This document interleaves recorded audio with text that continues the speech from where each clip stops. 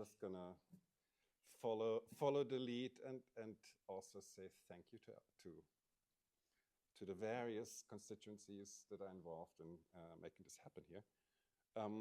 My name is Matthias Neumann. I'm originally from Germany. Now I live in Greece. Lived in New York for many years, and I'm kind of like moving around a lot too. I was trained as an architect, and for the last 10, 15 years, I'm primarily working as a in public art and public sculpture. One series of works that has been kind of like, it's not the only work that I'm doing, but that has been kind of a mainstay over the last 10 years is a series called Basics.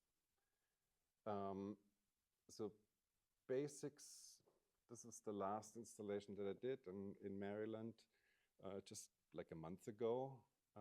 That's number 67, which gives you the number of previous installations. So while each of these installations look very different, they try to kind of be responsive to the site in terms of their form, in terms of what they do on that site. But the whole series shares basically three attitudes. The one thing is they're all temporary installations. So temporary can mean something from 6 months to 6 years, but they're all conceived as being sculptures that have an expiration date at some point. That means they're also constructed like that. So they're all constructed out of untreated 2x4 lumber, kind of the most basic material configuration, at least in the North American context. And they're all public sculptures.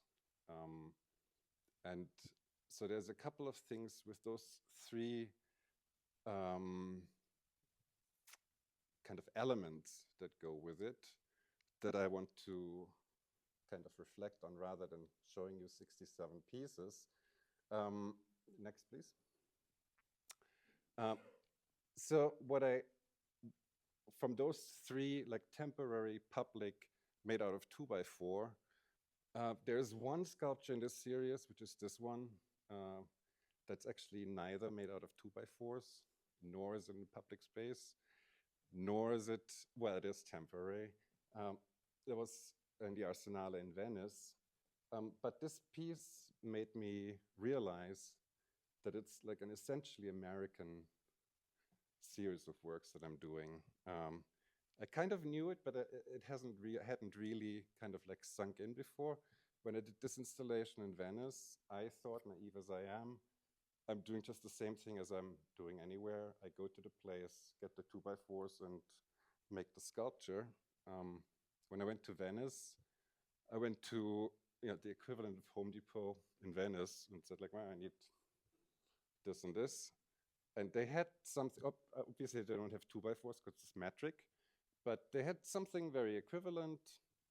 And there were like 20 pieces in the store.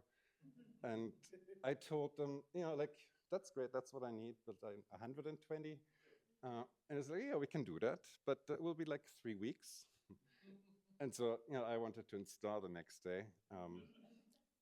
So this is made out of kind of what is kind of like roofing material. It's roughly a 1x2. So, but the realization was really how embedded kind of like that material choice is really a North American thing. Next, please. And so, to me, this whole endeavor, this whole ongoing work is a reflection. There's a lot of things that I actually realized throughout those 10 years of working on it. As I said, they're all public structures. And I come from architecture, I studied architecture. And so the spatial relationship is something that's very important to me. And the notion of public is something that's very important to me as well. And what does public mean, right? Like to some degree, it's a negotiation between artistic agency, like something, I want to do this, and public agency, where you give off some agency to whoever does whatever they want, kind of, right? So to me, it's interesting. To me, all these pieces have to have a sculptural integrity, where you can look at the work and it's kind of, it works as something that I'm looking at, like as a piece of work. But where it's really interesting to me is where there's like spatial components where you're not quite sure, am I don't know, allowed to touch it? Like 2x4s kind of make it easier in that respect, because it's not a so precious material, but also am I allowed to interact with it one way or another? Unfortunately, I don't really have the resources to go and spy on my sculptures as they're installed. But you can actually find on Instagram, like this location, quite a few means of seeing actually how people kind of perceive it and how they are interacting with it and what they're writing about it, which is something that I find very, very interesting. So again, to me, it's really important that the pieces are sculptural, that they have a sculptural presence. But I'm very happy if somebody does yoga in it as well. Next one. Now, public means even more than not just kind of like the usability, but also you put your work in a public space, and there is a political, like it's political space as well. It's not just. So this particular piece in Colorado Springs, it got a change.org petition, which is the whole process was very, very interesting to me, because the people who kind of like initiated the change.org was actually the Socialist Party of Colorado Springs, who used this particular spot always as weekly demonstration spot, which of course I first of all I didn't know, but also I had no involvement in the placement of the work. But so there was kind of like Black Lives Matter demonstrations going on there and so on and so forth. So to a certain degree, I don't know, these people, I felt, I don't know, they're my people. I don't like, I don't want to feel offended. But then, it has various layers where I don't know, like what they were saying, and I spoke to them as well afterwards. What they were saying is that they deliberately placed the sculpture there in order to kind of like to somehow disrupt the demonstrations. But I don't know that. Like I have, so it has a multi-layer thing to it. But then, of course, then the opinions that were voiced are also quite funny. Next one, please. And then actually this piece went to the museum and everything was fine. So that's how that goes. Thirdly, an aspect of these sculptures is the temporality, meaning that they have an expiration date. And that's something that I, over the years, have learned to really cherish, kind of the fact that they actually change over time. They change slowly, so it's not like, okay, tomorrow it looks different.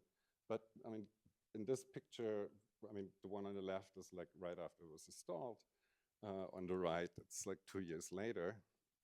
It actually, it gets a different presence, and it kind of like marks time. Like it has something that, I don't know, that is kind of like associated with life, where changes, like life is change, really. And this particular installation, I knew, like on the left again, it was like right when it was built, but I knew that the grass on this field where it was installed would be about like 4 feet high. So I built it in a way that it actually also, like that was in the summer on the right-hand side, so it was like only half a year later. so that it actually also interacts somehow with the cycle of the site. Next.